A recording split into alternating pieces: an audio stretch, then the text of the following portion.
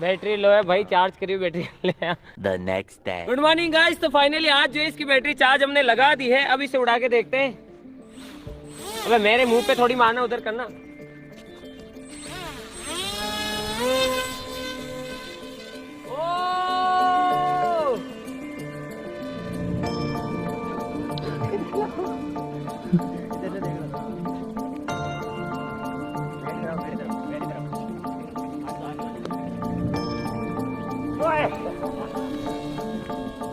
ठीक है, इस पानी के अंदर रखते हैं और पानी के अंदर रखियो, पानी के अंदर चला के देखते हैं। थोड़ा आगे तो रखे, गीला हो जाएगा तो वजन हो जाएगा उसमें।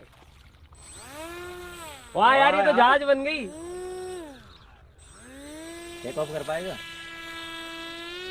अब ये तो बोट बन गई। हाँ, जान दो 3। हाँ, फुल बनी, जाना मुश्किल है।